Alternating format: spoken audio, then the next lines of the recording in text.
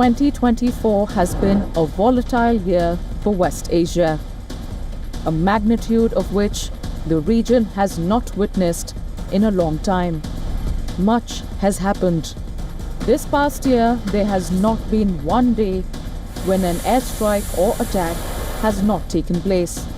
From mass destruction to loss of innocent lives, to many failed but some successful negotiations of peace, to trial by war and trial by court, to a government being toppled and regime changes that nobody expected. West Asia has been witness to a tumultuous 12 months. But in the same neighbourhood, for some nations, the show went on. Hours away from blanket bombing and a raging humanitarian crisis, some of the biggest festivals and entertainment events also took place in West Asia. In this special edition of Rewind 2024 of the West Asia Post, we take a look at all that has transpired in the region.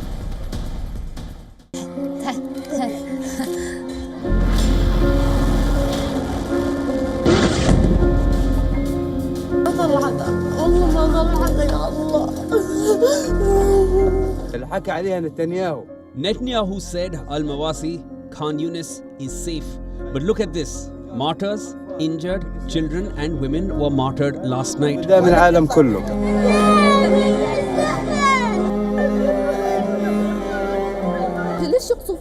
What is this injustice we are living in?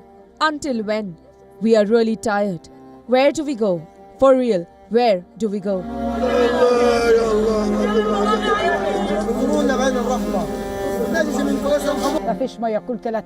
There's no water. I get very thirsty. I go with the children to mosque, to the school, here and there. It is very humiliating. We can't find water.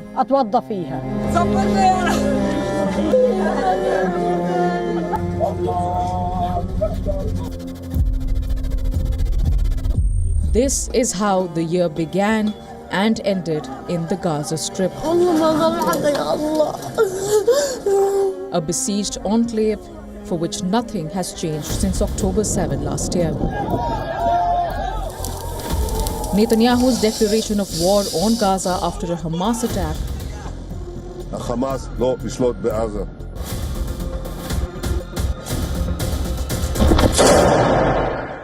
snowballed into a horrific, war-induced humanitarian crisis for Gazans. Relentless Israeli bombardment on Gaza, including its densely populated areas of Rafah, central Gaza City, and one of its largest refugee camps, Jabalia, has flattened substantial parts of the enclave. UN says it will take at least 15 years just to clear the rubble in Gaza. But that is secondary to the human toll of this destruction. So far, Israeli Defense Forces blanket bombing the Strip has killed over 45,000 Gazans. And the number only continues to rise. A vast majority of them are women and children. The Palestinian Health Ministry says nearly 18,000 children have been killed. Thousands are missing under the rubble, and most of them are presumably dead. Reports by international bodies reveal that over 25,000 children in Gaza have either lost a parent or become orphans. Gaza is becoming a graveyard for children. Time and again, the Israeli Prime Minister has reiterated that Israel will achieve a total victory and eliminate Hamas from Gaza. Till October 2024, the IDF killed most of Hamas's top leadership, including Ismail Haniyeh in Iran and October 7 attack mastermind Yahya Sinwar, whose image of a wounded man fighting till the end, moments before death, went viral. Since November last year, both sides have failed to agree on a truce deal that will also facilitate a prisoner and hostage exchange. Mediators are positive that a deal is close, but the question on its timing still remains. Back in Israel, families of the hostages want answers from Benjamin Netanyahu as they wait for their loved ones to return from Hamas captivity. Just 33 kilometers from Gaza lies the occupied Palestinian territory of West Bank. Despite Hamas not being the controlling group in the area, West Bank has faced intense Israeli attacks along Gaza all year long. The Palestinian territory has roughly 1 million more Palestinian residents than the Gaza Strip, and nearly 700,000 of them are Israeli settlers. West Bank has a long history of occupation. Long before the October 7 attack of 2023 on Israel became a new timeline of volatility in the region. Israel occupied West Bank in 1967, and since it has maintained its military control over the region, with checkpoints, arrests, demolitions, and frequent raids.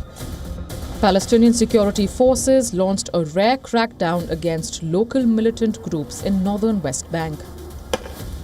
The raid marks an unusual step for the Palestinian Authority, the governing body for semi-autonomous pockets in the occupied West Bank that is internationally recognized but has largely lost control of militant strongholds such as Jenin. Settler violence in the Palestinian territory has significantly risen in the past few months. At the holy site of Marda village, extremists set fire to a mosque. Videos showed Israeli settlers chanting revenge and death to Arabs, among other slogans being spray painted in Hebrew on the building's facade. Palestinian Health Ministry says over 800 residents have been killed in the occupied Palestinian region since last year. Most countries deem the settlements illegal under international law, but Israel disputes this and cites historical and biblical ties to the land for its course of action. For both Palestinian regions, the volatility is not new. Yet somehow, the attack of October 7 in 2023 opened doors to a magnitude of death and destruction that both Gaza and West Bank have not seen in years. Many human rights groups and critics of Israel's actions have called the war in Gaza a human tragedy in which Palestinians are documenting their own genocide. It is now up to the international community to ensure that 2025 does not see a repeat of this past year.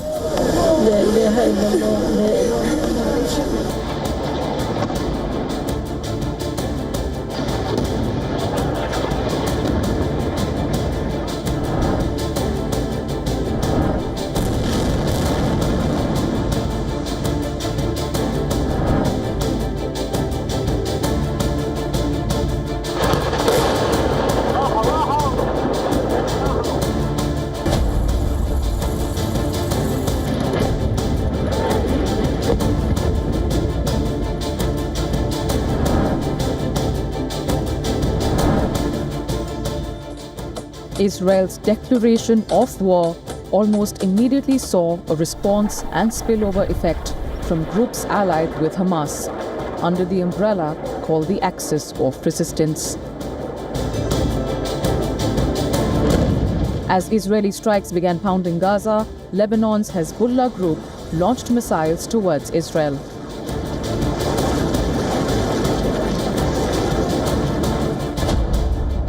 Lebanon is a small country with a population of about 5.5 million people, which borders Syria to the north and east and Israel to the south.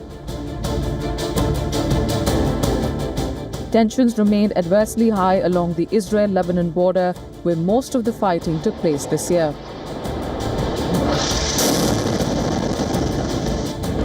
But escalations reached new levels in July, eventually leading to a massive Israeli incursion of Lebanon.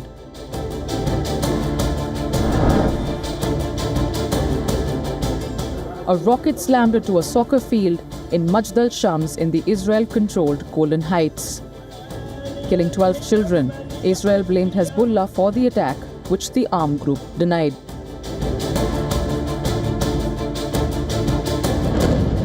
Sparking a major escalation, the IDF carried out an airstrike in the capital of Lebanon and killed Hezbollah's senior-most military commander, Fouad Shukr. The man they claimed was the mastermind behind the Majd al-Shams attack. This was a major blow to Hezbollah, and the group vowed revenge.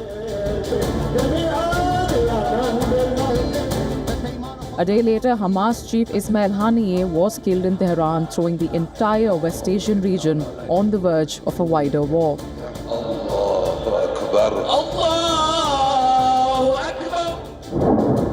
Just as Hezbollah had vowed, they carried out a large attack on Israel, firing 320 Katyusha rockets targeting 11 Israeli bases and barracks to avenge the death of their commander. Israel, on the other hand, carried out airstrikes in Lebanon as a preemptive action, striking 40 locations in southern Lebanon with about 100 fighter jets.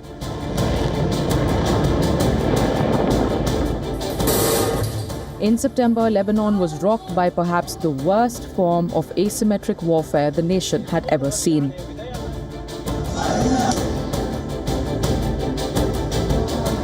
"32 people were killed and nearly 4,000 people injured as thousands of pagers and walkie-talkies simultaneously exploded across Lebanon and Syria. Most of these devices belonged to Hezbollah members. The group accused Israel of this ghastly attack. Netanyahu remained silent on the matter, but Israel's then Defense Minister Yoav Gallant tacitly acknowledged the country's role one day after the pager attack, calling it an excellent achievement, together with the Shin Bet and Israeli intelligence Mossad. What followed was one of the most intense air raids on Lebanon in modern warfare, causing the highest single-day death toll in decades in the country. Israel's airstrike left large parts of southern Lebanon in ruins, forcing tens of thousands of people to flee. At least 558 people were killed in a single day, including women, children, and healthcare workers. More than 1,800 were injured, according to Lebanon's health ministry.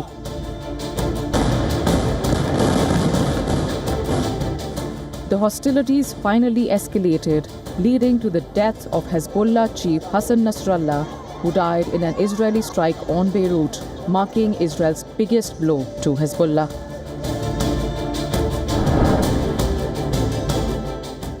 Israel invaded Lebanon on October 1st, crossing into southern territory, ordering over 24 towns to move north of the Abali River.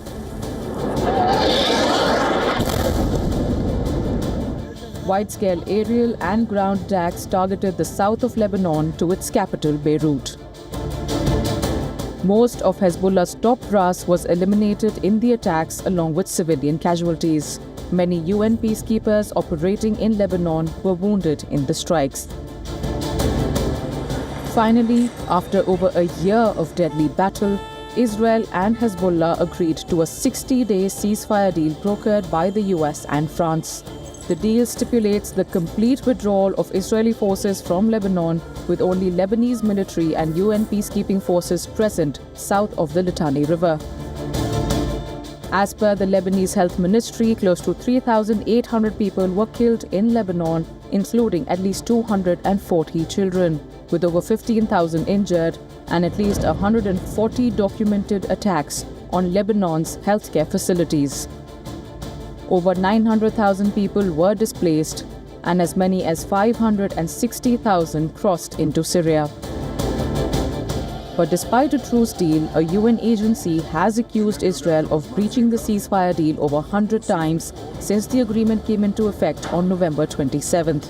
As the year comes to a close, the Israel-Lebanon border continues to remain highly volatile.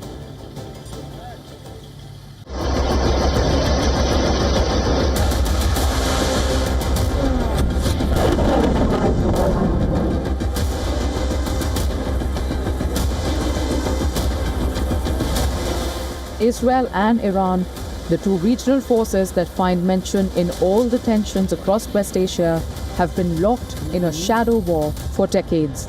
But everything changed in 2024. For the first time in history, both nations carried out direct attacks on each other, sparking tension across the world.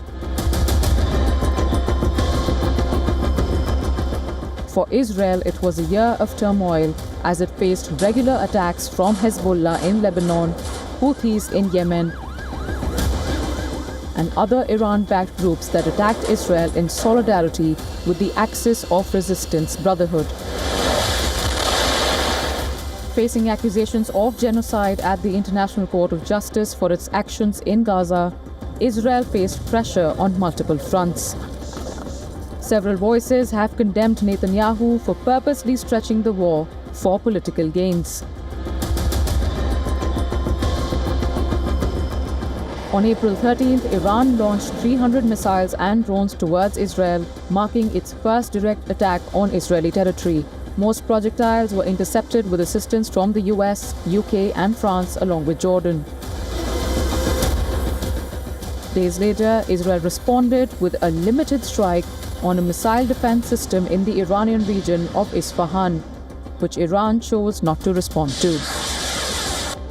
In the midst of escalating tensions, Iran was rocked by the untimely death of its president Ibrahim Raisi and foreign minister Amir Abdollahian in a helicopter crash near the village of Uzi due to bad weather. Masoud Pezeshkian was elected as Iran's new president, but on his swearing-in ceremony, Hamas chief Ismail Haniyeh was assassinated by Israel in Iran's capital. On the day Israel invaded Lebanon after killing of Hezbollah chief Hassan Nasrallah, Iran launched close to 200 ballistic missiles at Israel, sparking tensions worldwide as Israel pledged to retaliate. Later in October, Israel carried out airstrikes on Iran, targeting military sites. Israel hit Iran's missile air defense systems, aerial capabilities, as well as missile manufacturing facilities. Back in Tel Aviv, pressure remains high on Netanyahu. The Prime Minister is in the middle of a major trial as he faces charges of fraud and bribery, among others. In Parliament, lawmakers are mounting pressure to attack Iran directly. But it seems that Bibi is focused on a long-term vision of Israel's power in the region. He speaks of a revised and expanded Abraham Accords agreement, one that will potentially change the face of West Asia dramatically. What any of this means for the truce deal, the return of hostages, and the long-drawn conversation around Palestinian statehood remains unknown. One expects and hopes that 2025 will bear some answers to these questions.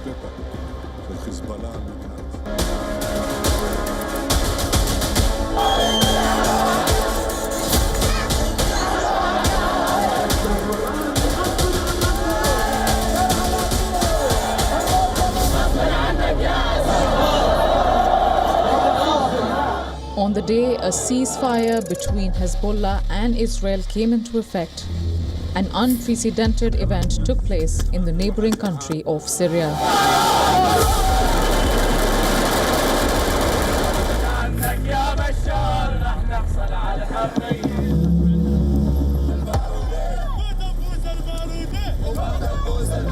In just 2 weeks, rebels under the umbrella name of Hayat Tahrir al-Sham captured cities in Syria, one after the other. Soon enough, they reached the capital of Damascus. The lightning-speed advance of rebel forces forced Bashar al-Assad to flee, effectively paving the way for a regime change in Syria. And for the first time in 50 years, the question of how Syria will be governed is wide open. Thousands of Syrians poured into the streets, celebrating Assad's downfall.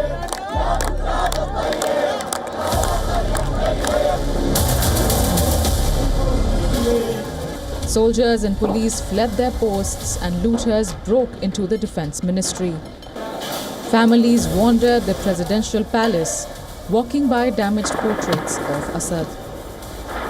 The leader of Syria's biggest rebel faction, Ahmad al-Sharaa, is poised to chart the country's future. Once an Al-Qaeda commander, Ahmad al-Sharaa, better known as al-Julani, now says he is looking to break away from his past to embrace pluralism and religious tolerance. سوريا بهذه الطوائف ومن يعيش فيها عاشت. Syria, with its numerous sects, has lived for thousands of years in this mix. In my belief, Syria will be normal, and that is something I will push for. سأدفع بهذا الاتجاه، ولكن القرار النهائي. Syria's rebel coalition is a mix of Islamist and moderate factions united against the Assad regime, ISIS, and Iran-backed militias. The umbrella group includes Hayat Tahrir al-Sham or HTS, Turkey-backed Syrian National Army, and the Kurdish-led Syrian Democratic Forces. HTS is considered a terrorist organization by the US and UN. It remains to be seen if the status will change now that the group heads Syria's government. The country's new leaders said that rebel factions have agreed to disband and integrate under the defense ministry. Syria's new government has decided to freeze the constitution and parliament for a 3-month transitional period, which will last until March next year. Obeida Arnaout, the new government spokesman, said that a committee will review and amend the constitution. What those amendments will be remain unclear. With a population of over 20 million people, Syria is one of the most ethnically diverse countries in West Asia. In this transitional phase, fear is mounting for these vulnerable groups. Freedom encompasses opinions and pluralism. Syria is like a mosaic. If one piece of stone is missing from that mosaic, then it is all gone. After the fall of Assad and a new regime in power, Syria's minorities are now seeking security to cement their future. Syria's de facto ruler now faces the ultimate challenge to find a governance plan which unites all the Syrians and prove that he indeed is a ruler for all. As a new year approaches, a lot will change for the West Asian country. After years of civil war, there is an eerie calm for now. Not just Syria's people, but bordering neighbors, allies, and others are watching closely, waiting to see if peace in the country is sustained. For West Asia, 2024 has been a year of absolute devastation. But in the same neighborhood, countries have witnessed their own share of political and climatic changes. For some nations, it was business as usual, hosting all manner of glitz and glamour as part of their modernization journey.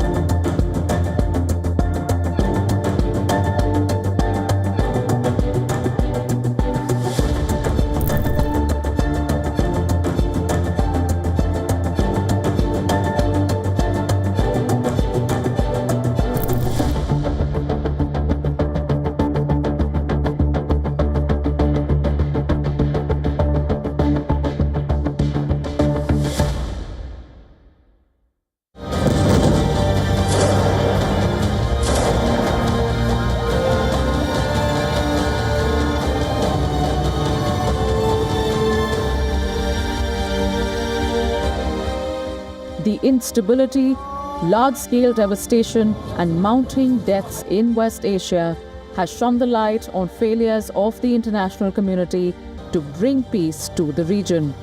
Will that change in 2025? That is the question.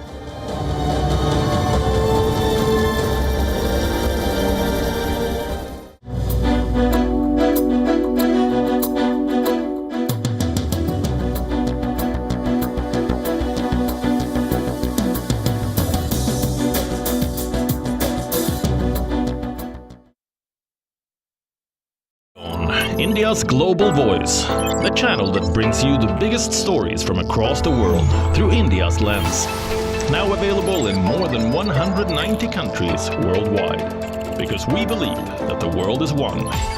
Watch us in Africa, Europe, USA and Canada, South America, Asia Pacific, Middle East and North African regions. Also available on these digital platforms across the world. WION. World is one. WION Health Resort is unique, the only one of its kind.